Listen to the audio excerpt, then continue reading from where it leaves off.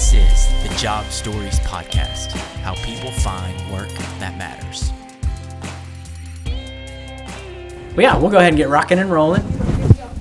Fellas, appreciate y'all coming on the Job Stories Podcast. Turley is a repeat guest, so welcome back, Chris. Glad Turley. to be back. Yeah, awesome. And we have a new guest today, Spencer. Thanks for having me. Absolutely. Appreciate it. Thanks for coming. So we're going to start with you, Spencer. Yeah. This is what we do with all guests. So do you mind to just introduce yourself real quick? Yeah. And what is your job now? What do you do? Yeah, for sure. Founder and CEO of Captive Demand, Nashville-based performance marketing company serving small, medium, large companies all over the country, delivering performance-based marketing. Cool. Yep. And you're like a serial entrepreneur. A little bit, yeah. Yeah, so you've done quite a bit. Yeah, I think 30 or so companies. A Yeah. little bit. Yeah. It's great. A lot of them have failed, but yeah, we're doing some work. Well, I mean, that's a theme kind of on this podcast, honestly, with some founders. Like, you've had to have learned quite a bit from those failures, right? I mean, have you found that true kind of? Has that helped you for what you're doing with your business now? Yeah, I mean, it's just anything you're doing, if you're not failing, you're not going to succeed. So for us, it's just fail fast, fail hard, That's learn good. your lesson, and kind of move on to the next opportunity. Yeah, that's good. I had a buddy on here. He used the phrase, Christian Dominguez, he used the phrase, fell forward. I love it, yeah. I hadn't heard that before. I don't know. Oh, it's 100%. I mean, you're learning a lot of lessons, and, you know, out of the 30, I've had 4 really successful ones, so I wouldn't have had those without doing the other, you know, the all 30. So I needed those in order to see success, and it's great because I learned what I want to do, what I don't want to do, and who I want to work with, which is a lot of fun. Yeah, that whole, like, learn what you don't want to do is a big one, too. It's like, that's kind of how you find out what you do want to do, right? 100%. There's Yeah. a lot of things I don't want to do, so. Yeah. And you don't really know because, like, you know, in college and everything, you're just trying to figure out. Everyone's telling you what you should do. Yeah. But really just doing it in action, I think, is the best way to figure it out. The quickest way is just, you know, take a risk. Yeah. Yep. Yeah, Chris Turley came on the podcast. You talked about Pro Scout business development. I mean, have you found these concepts kind of true with Pro Scout as well, kind of as you're running that? Yeah, I think you guys kind of struck a chord on a few things. Truly, it's I feel like when you stop learning, you stop living. And I just think you know, along the way you're gonna trip, fall a few times, but I think as long as you're learning from it and picking yourself back up and getting back on the horse, I think that's what separates the success stories from some of the failures. That's good. Spencer, I was going to ask you this too, because have all your businesses been in Tennessee or in Nashville? Have you done most of your business here? Most of them here, a little bit in Michigan. So when I first started in Michigan, I was doing buy-sell trade as a kid. So that's where I started, just buying goods during the housing crisis in 2008. A lot of businesses were going out of business in Michigan. I was buying stuff and then reselling it. Oh, wow. And then chased my now wife down here to Nashville and kind of launched a bunch of businesses here as well. So I think I talk about this a lot. I'm kind of leading the witness because I do that. But like, I've been so impressed with, let's say, the startup community in Nashville. Yep. Like, there's something in the water. It's very collaborative. Did you experience that here as well, building businesses here? 100%. Like, I tell everyone, like, I'm not afraid to ask people for help. But growing up near Detroit, what you find is, like, most people didn't want to help you. They didn't want to take the time. But when I moved down here, it was pretty crazy just to see. You shoot an email, you call somebody, they'll pick up the phone, they'll respond to your email as long as they know you're sincere. And, we always pay it forward, so that's kind of the thing. Now I take that same approach if someone reaches out to me. I also have those conversations just to make sure that the community is moving forward when it comes to entrepreneurship. Yeah, I love that. That's been, because you've been doing it a lot longer, having run a business in Nashville than I have, but I have found that there's been so many people that just are willing to help. Yeah. It's insane. And I think that's the biggest takeaway is, like, a lot of people just won't ask, right? Like, it's just, you got to ask the question in order to get the answer. And if you do that, people will help you out. You just have to be sincere, and you got to also let people know what they're going to get out of the relationship. I think that's important. Oh, that's good. Yeah. And Turley, you're from Chattanooga originally. Yeah, Chattanooga, born and raised. Moved to Nashville almost 6 years ago. Met this guy through some mutual connections, and I'll tell you, it's really interesting because, like, when I first started Pro Scout, I thought Atlanta was going to be the next spot for Pro Scout to expand as we grew. And guess what? I fished in Atlanta for 6 months and didn't walk away with one client after I started the company, and came up to Nashville, and they came up to us with open arms. It's been a great spot. I second everything you guys are saying about Nashville. Yeah, and you're just having known you for a couple years now, like you're so big on the relationship stuff. I mean, that's Nashville people. That's how they are. Coming from LA, it was very much like I used to get this feeling, and I had a ton of insecurities in myself too. So I can't blame everything on everybody else. But like it did very much feel like people needed me to be able to offer them something before. Like it was like, well, who do you know, or whatever. In Nashville, it seems it's very much been like, oh, somebody help me out. Like you were saying, somebody help me out, so I'll help you out. You know, I've just felt that here. So it's cool to hear y'all say that too. So we came on today because we had some fun ideas. You know, Weld's been podcasting through 2 different channels for a while, Women in Web3 and then the Job Stories podcast. But Spencer and I were talking a little bit the other day. You've kind of had a fun idea that's coming up. What's coming down the world for you? We're going to launch our own marketing podcast and just talk about, you know, there's so many new things happening in marketing that we're working on for our clients, but it's also framing it in a way that other people can see how it works for their business. So even if I'm working, say, in e-commerce and doing TikTok advertising or marketing, we want to tell other people how they can utilize that. It's not just for e-commerce. But if you're a service business, we want to teach you how you can utilize those tactics. So each episode, our goal is just to provide insight into one specific tactic that we're utilizing and then how you can use that across various industries and whether or not it's relevant for your business. Not everything is going to be relevant for every business, but we do want to tell people how they can use the newest marketing methods, and that's kind of our goal. I love that. What are some of who would a guest be? Like who? I meant to ask you that the other day. Yeah, I mean, it's any business owners or operators typically that are, you know, trying to grow their business. And so talking through the challenges that they're having with their business. And then me and my buddy Jordan just kind of going into all different types of marketing methods. He's a marketer as well. So we're just trying to kind of help people out for free. We work with a lot of companies and we see a lot of pitfalls where people fail. And so, again, we're trying to help folks not make the same mistakes that some of our clients have made in the past. And so we take all that knowledge we've learned over the past, you know, couple of years running Captive Demand and then push that forward so other folks can understand how to operate effectively. Yeah, yours is going to be, it sounds like just a really valuable, like a resource almost for people to go to, almost an educational piece a little bit. Yeah, every episode we do, our goal is to have a resource that you can download and utilize, whether or not that's, you know, a marketing mix calculator or something like that. We want every episode to have a tool that folks can take with them and utilize later on. Y'all are real big into SEO stuff, yeah? Yeah. Like, so how does that, talk a little bit about that? Because that's kind of new to me, but like, will that play a piece for the podcast as well? Oh, 100%. I mean, our biggest thing is like with SEO is our biggest category for our company for sure. But most people get inundated with all these different SEO companies reaching out who confuse them. And really it's just about making great content, great copy, that kind of thing. So we're really trying to develop our own content hub for ourselves, but also teach folks how to do SEO as well internally. If you can't work with us, that's fine. But we're also here to help as a resource at Captive Demand. Yeah, that's cool. Do you have a name for it already? Yeah, it's Big Marketing, guys. Cool. Yeah. Awesome. Okay, well, yeah, so we'll link that whenever it comes out and make sure we're like kind of promoting that. That's awesome. Turley, you interested in podcasting at all?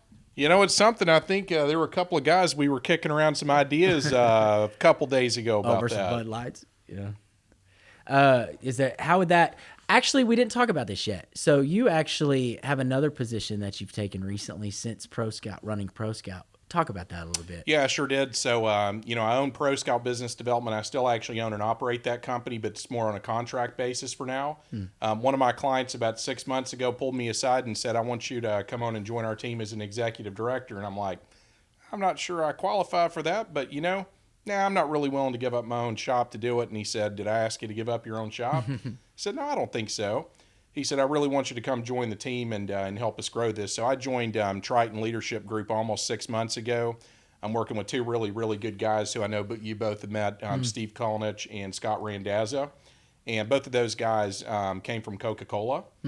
and several other companies that they brought some experience to, and it's been a good run with those guys so far. We're having a good time. So you're doing business development for them. Really as an executive director, it encumbers a lot of things. So it's partially business development, a little bit of marketing here and there.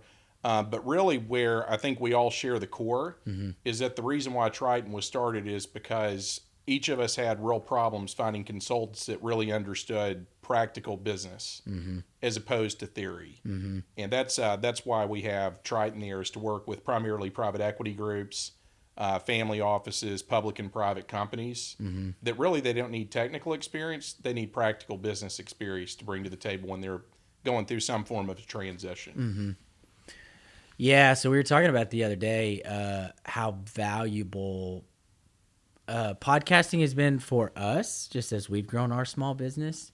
Are you looking at it, Spencer, for as kind of even a growth opportunity as well? You have this kind of educational piece too, but like it's got to be help y'all with y'all's content too, right? Like there's so many different ways to use podcasting now to like grow a business. Yeah, I mean, it's what we talked about basically was just like taking that content, chopping it up, and distributing it across platforms. It's what we see our clients doing. Kind of the future of where people is going, is like, let's just get out there, have a conversation. And why not? We're having these conversations all day. It's like us having beers and talking about podcasting. Why not share that with the world so they can learn something from it instead of just having it behind closed doors? Then you take that content, you distribute it across channels, whether you make blog posts or do TikTok videos, you do that and you've got a ton of content that you can distribute. That's a resource for your potential clients. Yeah, it's almost like daunting to like it gets daunting to consider trying to keep up with the amount of content there is and the amount of platforms there are. That's why we came here to Classic 77, because we're like, we got to have somebody help. Yeah. Because it like gets daunting to think about. But I think the thing is just like starting it. Yeah, I mean, if it works, great. If it doesn't, we're having these conversations anyway. So that's how we see it. We might as well just record them. We've got content. And here's the thing. You might not take off right away. But say you're 2 years down the road and something does take off. Well, people have a backlog that they can go listen to. So you've got valuable content later on that folks can listen to. Yeah, Turley, anything on your mind with podcasting? Something you're interested in? Yeah, I got a little bit of repeat inspiration. Customer of the Job Stories podcast here. Yeah, I got a little inspiration from a couple guys. So, in fact, I decided I was working on the logo today, which I've kind of shared with you guys. We're still tweaking a little bit of it, but we're actually going to start a Deal Exploder next year. So it's going to be this bridge between private equity and private business, to where we can kind of understand this X variable in the middle. What are some things to be thinking about, if you're wanting to set the business up to sell? Do you want to set the business up for, reaching higher profit margins on your own? Do you want to set yourself up to sell? But I think we'll also be working through that process, answering private equity groups' questions from different perspectives, but also bringing in other people for inspiration, other people for just, different things that if you just have questions, you want to get answered from a high-level person, lob it over to us. We've already got, as of today, about 8 speakers that are already willing to go ahead and come on the podcast right out of the gates that are high-level people. So we're excited about it. I've already got a question because I'm interested and don't know enough about it, and I should, because we do work with startups quite a bit from the recruiting standpoint. Like, what's the difference between PE and VC? Yeah, private equity is a little bit of a different animal. Sometimes, people want to have majority ownership. Sometimes you want to have minority ownership and just be able to take on some investment that may be a little bit more speculative, a little bit high risk. It's really, what do you want to do? And that's where I think people, at least these days, just aren't having enough of those conversations. And then it gets to a point where senior's in a position that he or she are ready to retire. Junior doesn't want the business. What do we do next? Right? And that's the piece that I think those questions have to be answered first. And then once those are answered, we decide, okay, what trajectory do we want to move the company on? Is it going to be, something we want to venture back? In a startup space, a lot of times to get seed funding, that may be a better path. But if you're a more mature business, which is primarily what we work with, it's one of those, you want some type of a path out but to be able to path it out in a way that makes sense for a legacy. You had to see quite a bit of this with your startups, right? Did you learn on the fly with all the VC, then PE stuff? Like, Yeah, I'm in the world a little bit more and more, so I'm learning, but I feel like I'm still way behind on. Yeah, I mean, I've invested in some deals, but we've always bootstrapped our own companies just so we would have control, because we've seen things go south, right? And so some companies need it, other companies don't, and that's the thing. If you need capital, go out and raise capital. Definitely qualify your options. Like, if you're a startup, you're not working with a private equity group. You're probably working with a venture capital group. So, later stage businesses definitely go more towards the PE route.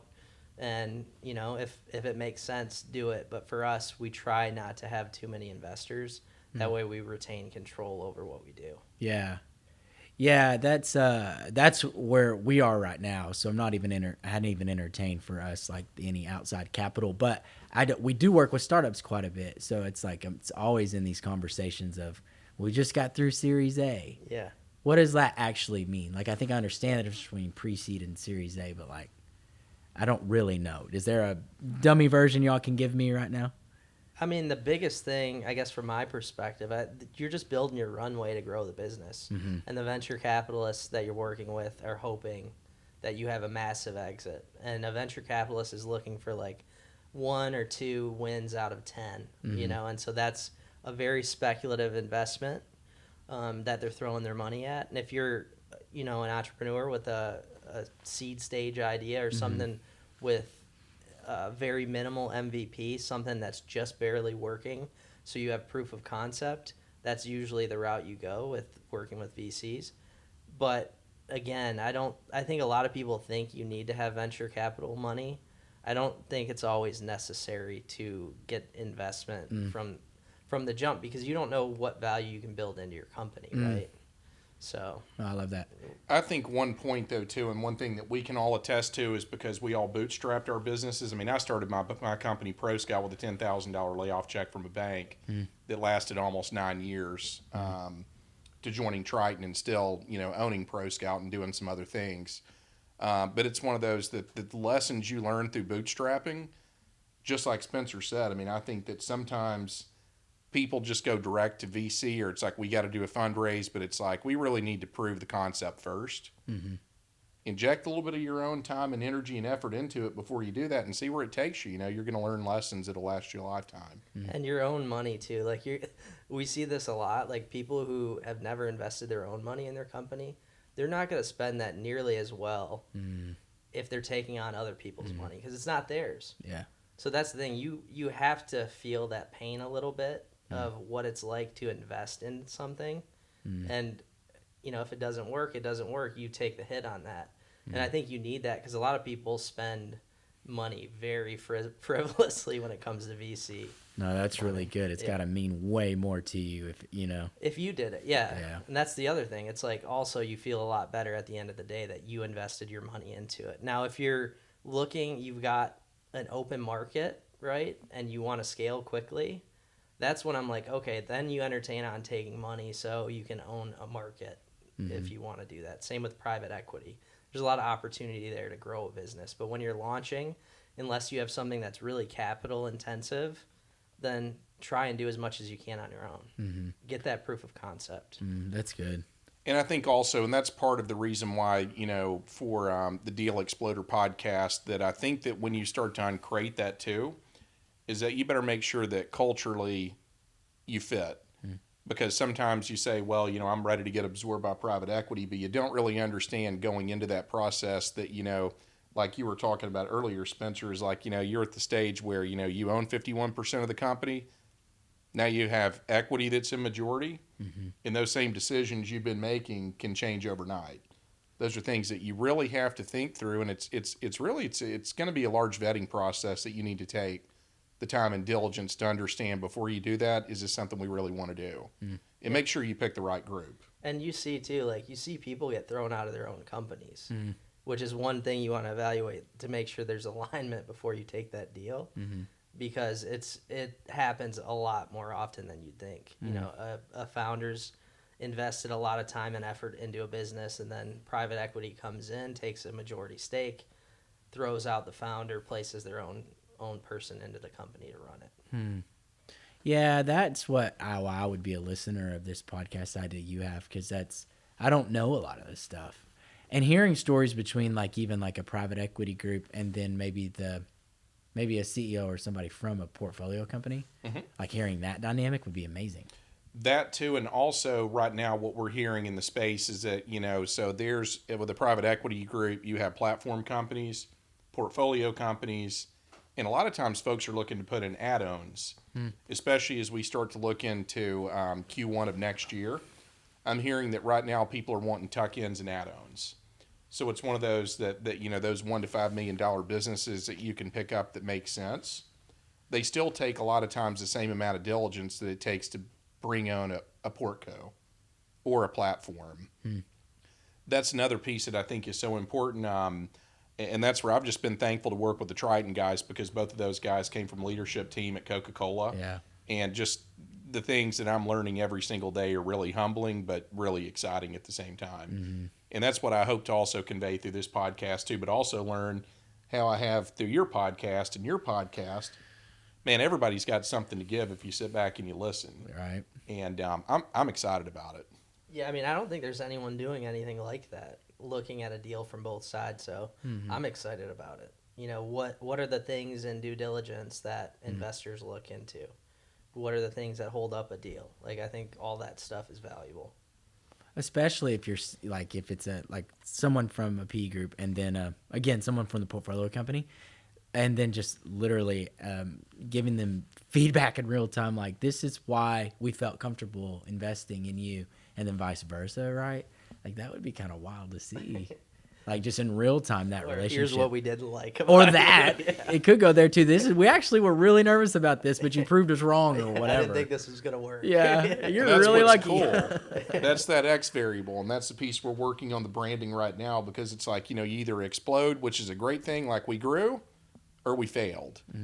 So I'm pumped about it. But am I right in that? But by the time it gets to private equity, it's like a pretty safe bet at that point. More times than not. I mean, not always, right? I guess. Isn't that? Am I right in that?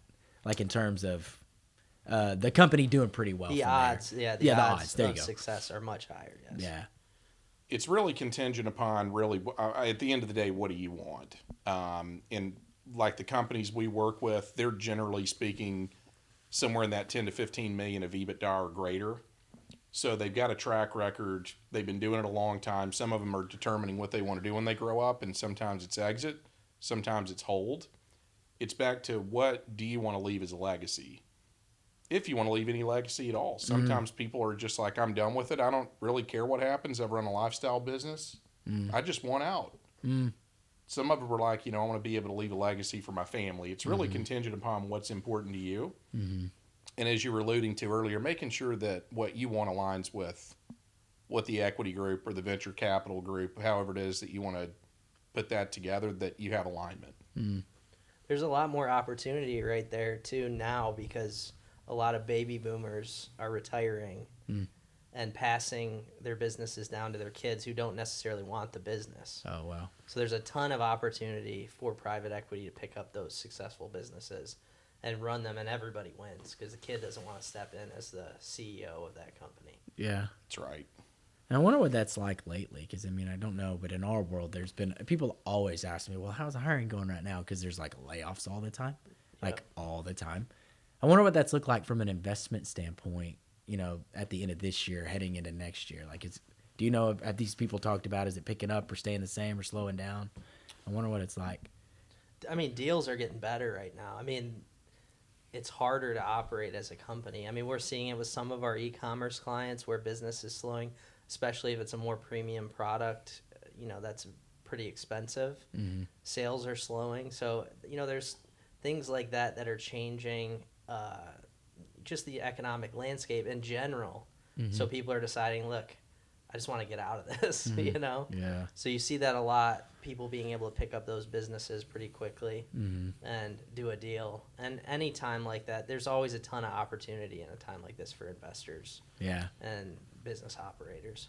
Yeah, I agree. I've heard that from the private equity groups I'm talking to, is that the key word that they're talking about right now is selective, where it was just so, like wide open for so long that now they're starting to get a little bit more selective and do a little bit more diligence than before to make sure, hey, this is going to be a really good bet. You got to qualify the deals. It's like, I mean, that's the thing. You see the stock market, a lot of companies are overvalued, and that's how the market's been running. But if you look statistically, the best companies ever come out of a recession, just because they got to be scrappier. If they can survive, they're doing well. And I'm seeing it even with our marketing agency. We've been thankful that we can retain our clients and that they're happy with us. But a lot of folks in the space just aren't continuing to do business. So it's just because they can't handle the recession economy. So that's just part of it. I may be just way too optimistic, but for what we deal with in hiring, it's like I do think we're headed to a place where there's like almost more demand like than there is like supply. Like there's like a lot of open jobs. So it's like, you know what I'm saying? Like, well, I think part of this too for you guys is like qualifying candidates, that's right? There's so many candidates out there where a lot of companies had a hard time getting the best talent. Now some of the best people are getting laid off, so there's opportunity to hire. But these companies are going to need help qualifying candidates. That's it. Yeah, the vetting process is huge because it's not the same for everybody that we see, right? Like you were talking about cultural fits earlier. That's a big one. I mean, a lot of especially these leaner, smaller startups, like their first maybe one or two hires are really impactful. Like teams aren't that big, so they really are being very intentional about the types of folks they're bringing on their team, just from do they fit in well with our group or whatever. I mean, we see it a lot. One thing, too, that is really, really hot right now, I was talking to two people last week for Triton, and I ran out of both of those calls with two resumes with very, very high-level people that are very good at what they do. And you know what the snag was with them? I can't work remote. Yeah. That's been interesting. They didn't want to work remote. And these are people that are borderline, bolt-on to the C-level people. And they're saying they can't even work remote. And that's a showstopper for them. Yeah, we're seeing a lot of that change now. The remote thing got so popular, right? Especially during COVID, it got so popular. But like now we're seeing, especially people building businesses, they're like, no, we want to build it here in Nashville and we want our team here. Even if we need to fly them in once every quarter, we'll do that. But like for the full remote thing, it does seem like it's like kind of people are loving coming back in and being in the office again, I guess. I don't know. Well, I know for me, like with having a kid and everything, it's nice to get out of the house. And that was the biggest thing. I'm like, I got to get an office. Like, I was working from home. It was just getting crazy. I'm like, I got to get out of here. Totally. And I've been so much more productive. But knowing, that I can work with the team in office or go home, I think it's great to have that option, And I think hybrid is going to win, but you do have to have the collaboration with your team in person, I think. Yeah, managing a team in person is a way different ballgame than remote. Yes. There are people that do it. Matt Tate, his group, they've been remote forever over at Decimal. I need to call him and ask him, like, man, they do it really, really well. There's some people that do it really well. And I'm sure you heard, but they just bought one of KPMG's companies. I saw it, yeah. Yeah, he's crushing it. Yeah. They get it. But I think that cooler talk is important. I mean, I think that you have to have collaboration as a team. But to tell someone, especially a high-level person, that, you don't have an opportunity to work here because you're in office 100%, I don't know about that. Totally. Yeah, totally. Yeah, we do have, on the other end, though, we do have candidates that, like, very much will be like, if it's not fully remote, like, thanks, but, like, don't holler at me until you have something that's fully remote. It's like, that's been the thing that's crazy. Because my brother's been in hiring for a while now, and it's like a demand with some candidates, especially in tech. Yeah. They'll be like, it has to be remote, right? You see some companies, too, now doing 100% async meetings, too, to where it's just they're uploading a Loom video of what they want to say, and it gets sent to the team, and I'm like, that would drive me nuts. I have to have some collaboration,